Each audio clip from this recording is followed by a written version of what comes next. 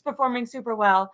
So what do you think are some of Purdy's best qualities, and are you confident in him as the quarterback that could lead this lead join this 49ers team in a Super Bowl run? Yeah, absolutely. I mean, but I think even when he was going through his little tough stretch, I was telling you that like, yeah, it's bad. He just has to really just like come away with it. And I think me and you were pretty much like on the same par. Like, I think all we need to do is like the only one question with him and or worry is if the game's close or if they're losing by like a score. Like in the middle of a game, not late in the game, because I know that's not favorable to anyone. But like, what happens if it's like it's back and forth? We're playing a game of tennis with the offenses between each other's teams. Like we're just going back and forth. Back, can you answer? Can you keep it up against good defense when the pressure's tight on the road? Like what can you do? And again, like I said, we only seen that once. Not again, that was against the Raiders, which essentially was kind of a home game in Vegas because they don't have a home field advantage there, not like they did in Oakland. So I really don't kind of put an asterisk on that. But again, the games we have seen him in, he does choke, where he plays great for like 80% of the game. Then towards the end, it's like it's all bad. But yeah, pretty much it was always like, can they all come together and make sure that they don't have to face that type of adversity, that type of deficit, and they're avoiding it. And now you're seeing how he's comfortably playing. But also, like, even regardless of that situation, he's still playing extremely well. He's easily now looking like one of the top 10 quarterbacks in the league, but that's because the quarterback play this year has kind of been very down, it feels like. Yeah. So I mean, but yeah, ultimately, I understand like it's a big like he's playing around talent. The talent's doing the call, and it's like, yeah, it's definitely playing a factor. But what does that have to do with him? Reading the play, reading the defense, him moving, scrambling, buying time for his team, taking off with it, backyard plays, the touch, the accuracy. What does that have to do with Debo Samuel, Ayuk, and the play call if he's the one that's executing it? So ultimately, he's a sweet player right now. Again, I'm never going to say he's elite right now until we're this time next year, probably. Because again, it's only been 18 games now, 17 games, whatever.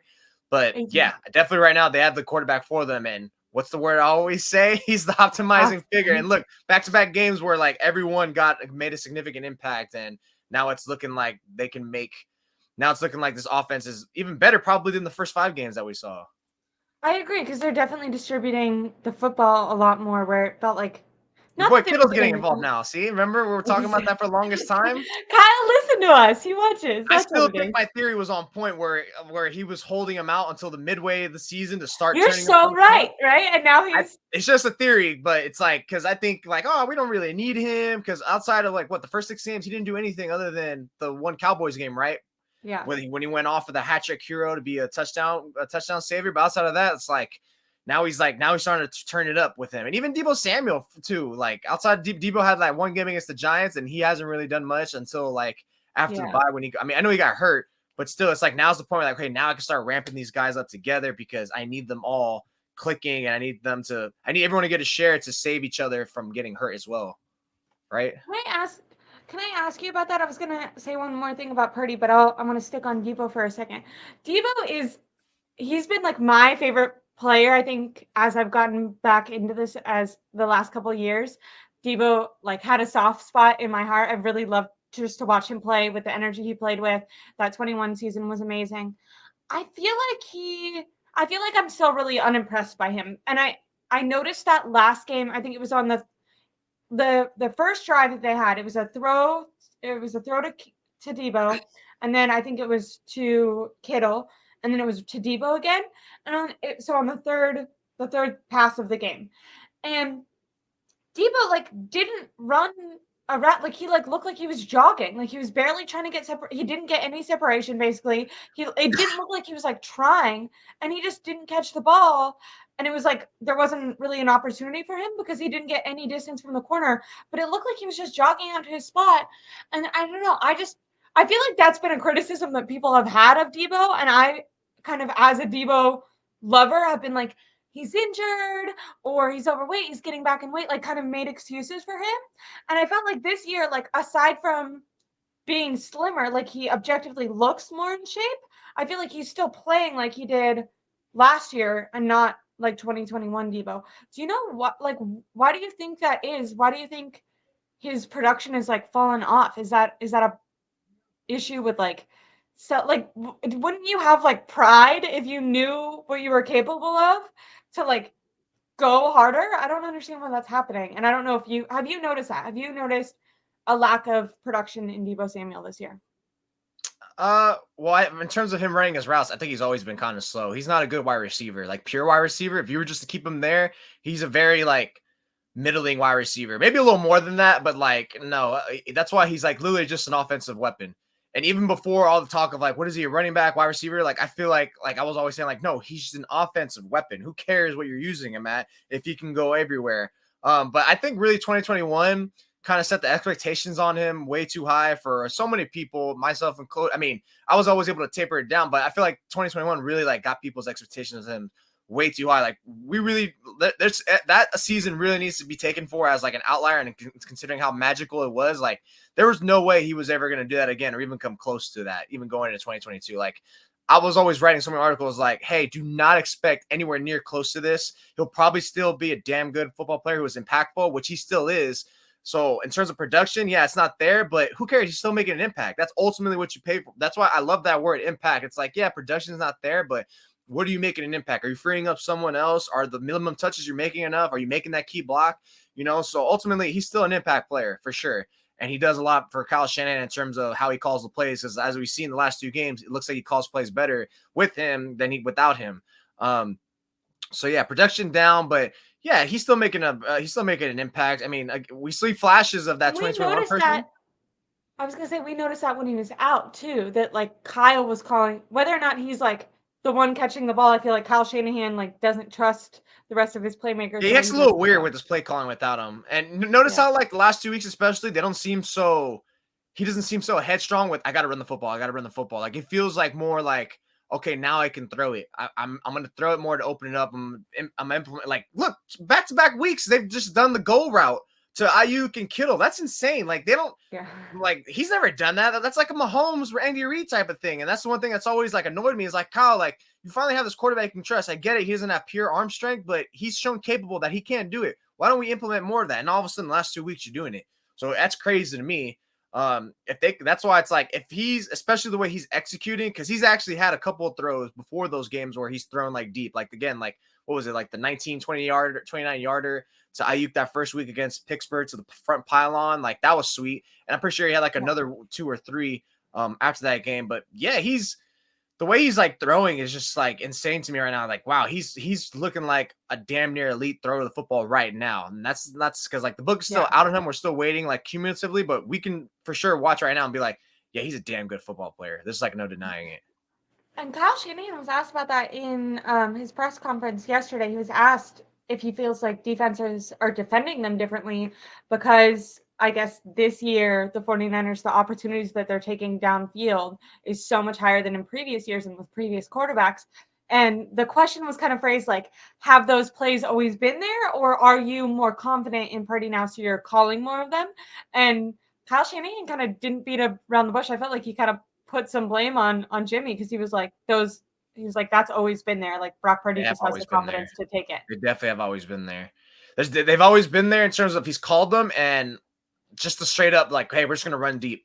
Like I think it's intent. They've always been there, and now he's like calling more just straight up plays and like so it's like kind of a combination of both, but definitely more on the side of they've always been there. It's like, geez, so many times like watching Jimmy, especially that 2021 season, it's like this guy leaves so much to be had on the field. I mean, look, with Thanksgiving tomorrow, again, I've said this before, like he's the guy who leaves so much on his plate. It's like, all right, here's the turkey, here's the mashed potatoes, here's the green bean casserole, the stuffing, the cranberry sauce. And my guy is only eating two or three things out of 6 on his plate. It's like, what the hell are you doing? Like, get back in there, keep eating. Like, we're not wasting food out here. That's what he's doing. Like, he's wasting the talent on the team, on the offense for always. That's why the logic to go for Trey Lance always made sense. Like, the logic was there. The process and the player was wrong, but like the process was there and it made sense. And now you're here with Purdy, who's really like just exceeding expectations because again, he was damn near an Like undrafted licking the free plate agent. clean. So it's like, wow, we've stumbled upon something great here. Okay, and I don't know if this is going to bring up a can of worms, so we don't have to stay on this for too long.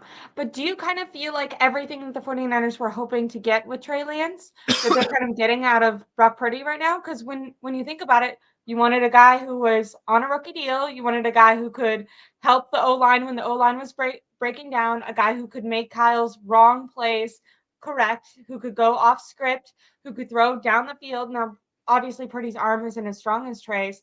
And I'm not talking about like what Trey actually is, but I'm just saying like the potential that fans kind of hoped that they were getting with a guy like him.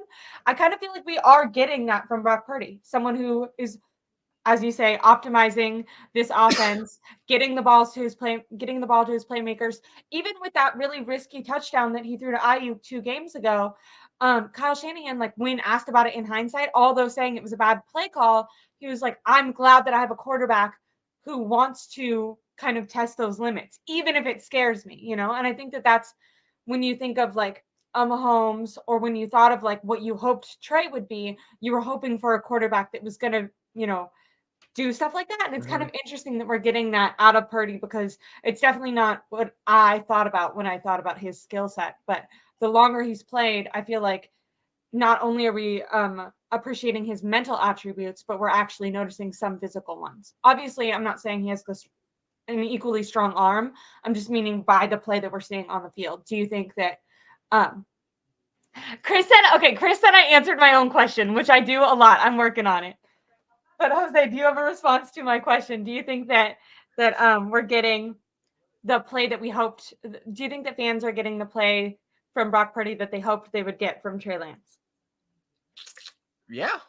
Yeah, I'm probably because you're getting the guy who's attacking deep accurately, who's running the offense within the offense, which is like the basic throws and everything. Because that was pretty much what Lance couldn't do. He couldn't process. He couldn't even execute basic throws. A little bit of Zach Wilson element, like and his limited showing, like he wasn't good. But in that case, it was always like the thought of like, well, yeah, he's not good, but hopefully through playing time, and he just never got that chance. And when you're with the team that's like has so many star-studded veterans that like your window is now and it can go away in an instant. It's like, why the hell am I gonna wait for this guy? You know, send him somewhere else.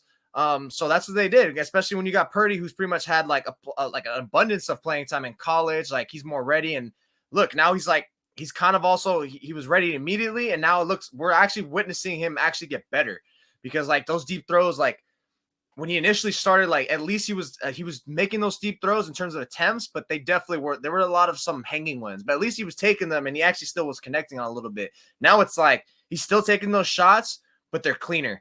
They're so much cleaner in terms of how much he's executing. And that's been all season long, which is insane to me. So we're watching him get better. So you got that. You got someone who can execute the offense and give that spike, and give that out of structure. Like, hey, like what Kyle called isn't going to always be there. Sometimes I could just pull something out of my ass and pull a Houdini and just get it done, because that's what really separates like your basic quarterbacks, like your Cousins who are like, you know, like 10 to 15 borderline, to like your quarterbacks who can do more and like excel outside of it. I agree that Lance was never as bad as Zach Wilson.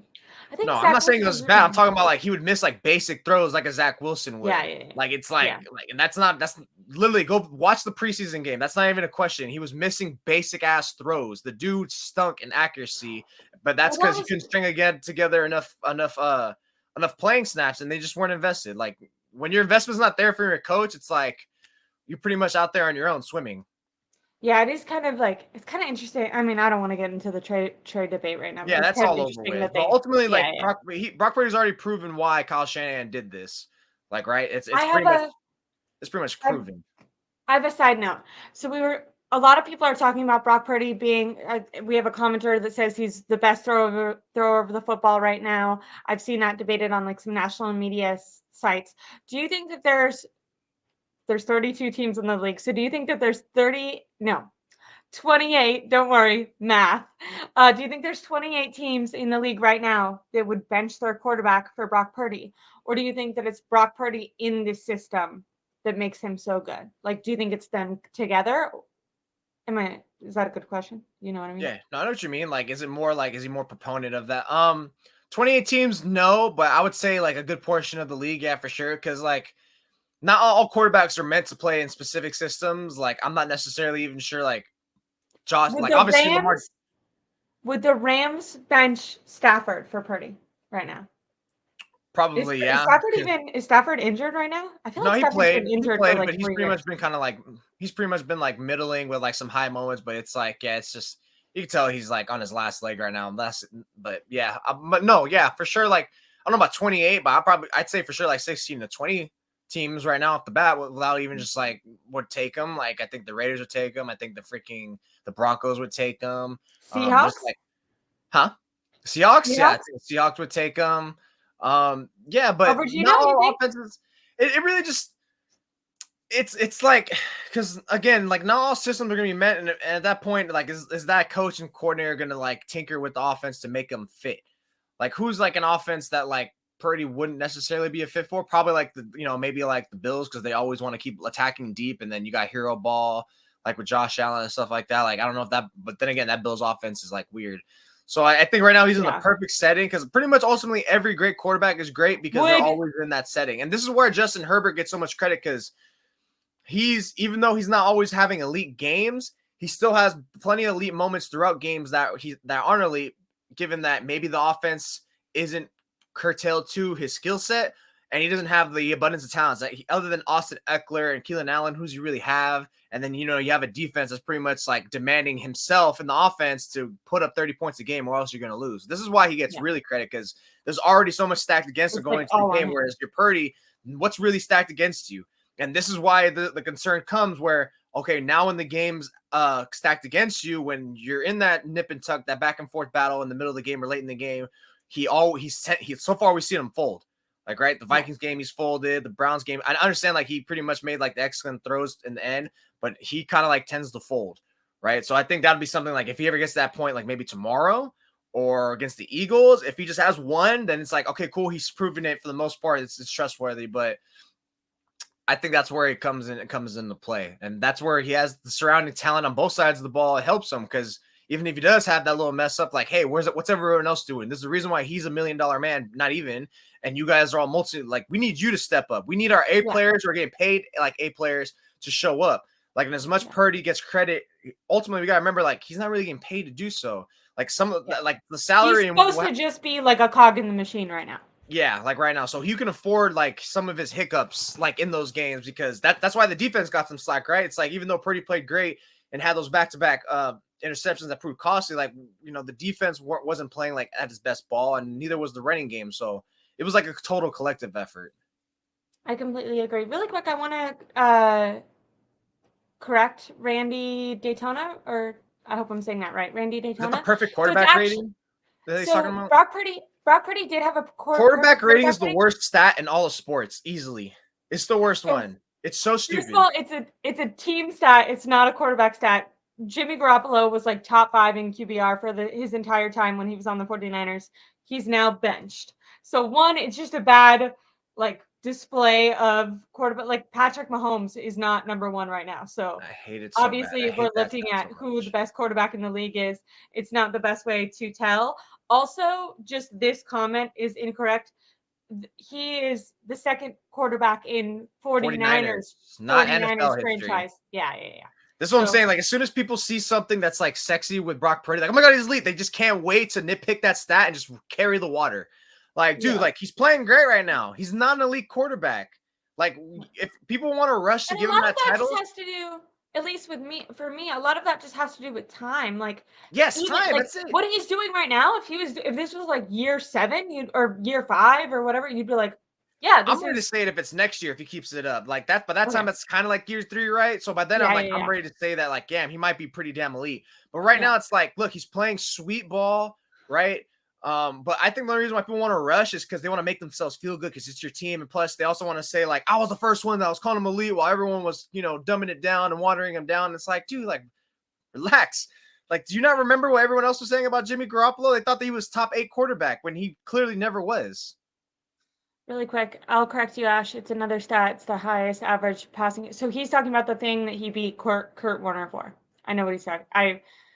I remember seeing that. Yep. And how many passing yards were thanks to Yak as well? So I mean, yeah. Not saying he's getting all those yards, especially lately, but it's like that's still another one that's like, yeah, that's passing yards includes like Yak. All right. So, but ultimately, like that's all I gotta watch. All I gotta do. This is why I like to cite just certain plays that he's doing that looks so good. Instead of just he had a deep throw to Kittle last game that looked incredible. Really, really pretty.